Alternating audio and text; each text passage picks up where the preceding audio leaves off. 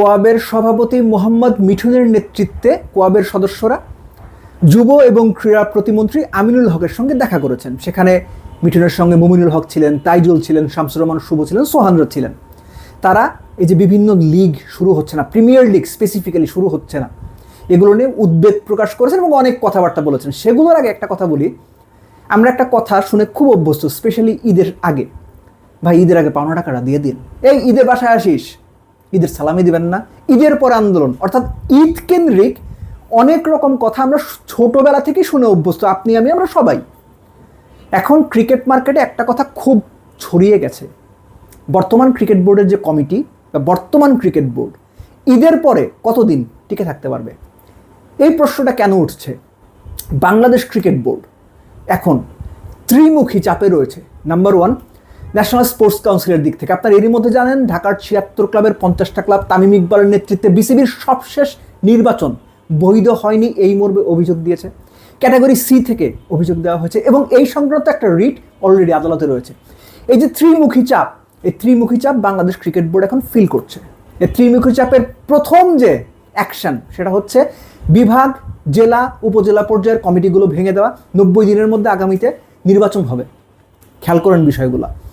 বিসিবির নির্বাচন বৈধ হয়নি, সঠিক পন্থায় হয়নি বলে যে অভিযোগ করা হয়েছে, সেটা তদন্তে ৫ সদস্য একটা কমিটি গঠন করা হয়েছে। অর্থাৎ যা যা হচ্ছে তার অলমোস্ট সব কিছুই বর্তমান যে ক্রিকেট বোর্ডটা রয়েছে তাদের ঠিক স্বার্থের সঙ্গে মিলছে না, তাদের স্বার্থের বিপরীত দিক থেকেই বা বিপরীতেই এই ঘটনাগুলোর অবস্থান।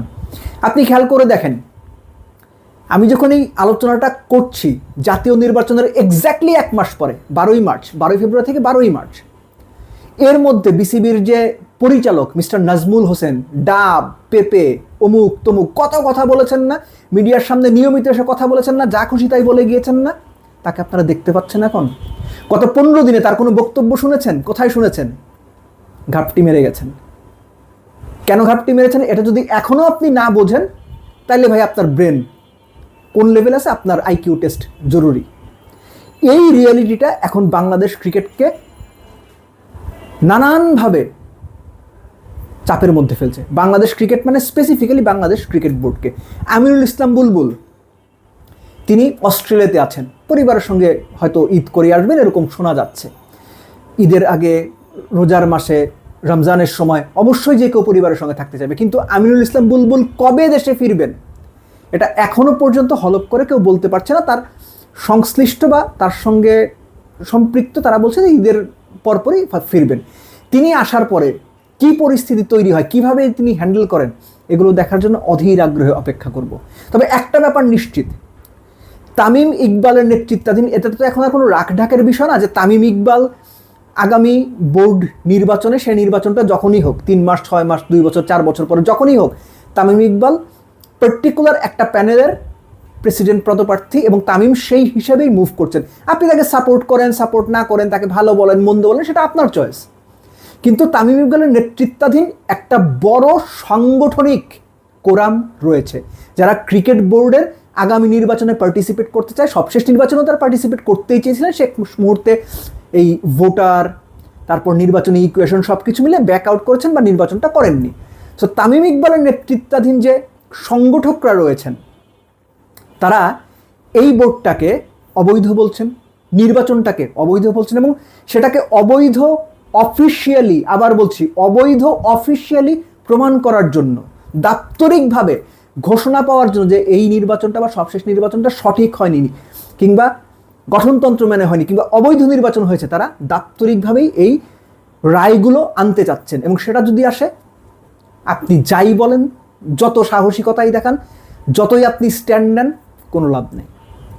নির্বাচন অবৈধ মানে ক্রিকেট বোর্ডটা অবৈধ হয়ে যাবে। Simple as that, simple as that. So এই কারণেই বলছি যে নাজমুল সাহেবরা প্রচণ্ড গলাবাজি করেছেন, এখন তারা চুপসে গেছেন, রিয়েলিটিটা বুঝতে পারছেন। আমি নাম বলবো না, বিসিবির বেশ কয়েকজন পরিচালক বিপিএলের সময়, এই সময় প্রচুর মিডিয়ার সামনে কথা বলছে না, আমরা বিপিএলের ব্যাংক গ্যারান্টি নিছি, এই নিছি, ওই করছি, হ্যান করছি, প্রচুর লোকজনকে আপনারা দেখছেন, তাদেরকে দেখেন এখন মিডিয়ার সামনে? দেখেন না। কেন দেখেন না? এই প্রশ্নটা নিজেকে করছেন কখনো? দেখেন না, তার কারণ হচ্ছে তারা রিয়েলিটিটা বুঝতে পারছে। তারা মোটামুটি এইটুকু ধারণা পেতেই পারে যে জাতীয় ক্রীড়া পরিষদ এখন যে সিদ্ধান্তগুলো নিতে যাবে বা যে সিদ্ধান্তগুলো নেবে তার কোনোটাই তাদের পক্ষে আসবে না, কিংবা তাদের স্বার্থ বা তাদের পারপাস সার্ভ করবে না। সো ভেরি ইন্টারেস্টিং গেমস আর অ্যাবাউট টু বিজ্ঞান। খুব ইন্টারেস্টিং কিছু ঘটনা সামনে দেখবেন আপনারা ঈদের আগে পরে মিলিয়ে। শুরু করেছিলাম আলোচনাটা কোয়াবের দেখা করা নিয়ে। দেখেন, একটা ব্যাপার হচ্ছে যে আমরা জাতীয় দলের ক্রিকেটারদের চাকচিক্যপূর্ণ জীবন দেখি, টপ প্লেয়ারদের। আপনি ফার্স্ট ডিভিশন প্রিমিয়ার লিগের কয়জন প্লেয়ার চিনেন? প্রিমিয়ার লিগে 12টা টিম খেলে, 12টা টিমে 15 জন করে ক্রিকেটার থাকলে 180 জন। এই 180 জন ক্রিকেটারের মধ্যে আপনি যদি খুব ভালো ক্রিকেট ফলোয়ার হন তাও 120 জনের বেশি চিনবেন না। রিয়েলিটি হচ্ছে এই যে premier league, first division, third, second division, এগুলো এই ক্রিকেটারদের আয়ের সবচেয়ে বড় উৎস। সো প্রিমিয়ার লিগটা না হওয়া মানে বাংলাদেশের টপমোস্ট ক্রিকেটাররা পর্যন্ত আর্থিক অনিশ্চয়তায় পড়বেন। এই যখন আমি মার্চ মাসের 12 তারিখে ভিডিওটা করছি, অলরেডি প্রিমিয়ার লিগের অন্তত 2-3টা রাউন্ড শেষ হয়ে যাওয়ার কথা, মিনিমাম 2-3টা রাউন্ড শেষ হয়ে যাওয়ার কথা। প্রিমিয়ার লিগ কবে হবে, আদৌ হবে কিনা? কারণ 50 টাকা তো খেলবেই না এই বোর্ডের অধীনে। তাহলে প্লেয়াররা কি করবে? প্লেয়ারদের করণীয় কি? প্লেয়াররা কোন পক্ষে গিয়ে দাঁড়াবে? আপনারা প্লেয়ারদের বা কোয়াবকে তালি দিতে পারেন, গালি দিতে পারেন, দালাল বলতে পারেন, অনেকে সেটা বলেনও যে মিঠুন এই করতেছে, ওই করতেছে, এর দালালি করে, ওর দালালি করে। প্লেয়ারদের উপায়টা কি? প্লেয়াররা তামিমদের পক্ষে গিয়ে বলবে যে ভাই আপনারা খেলেন, নাকি প্লেয়াররা বিসিবিকে বলবে যে আপনারা ক্রিকেট লিগ আয়োজন করেন? জাস্ট একটা উদাহরণ দিয়ে শেষ করি। সবশেষ যে ক্লাব প্রতিনিধিদের নিয়ে বাংলাদেশ ক্রিকেট বোর্ড মিটিং করেছিল বা সভা করেছিল ওয়েস্টিন হোটেলে, সেখানে কোয়াব প্রতিনিধি হিসেবে মোহাম্মদ মিঠুন ছিলেন, আরও অনেক ক্রিকেটাররা ছিলেন।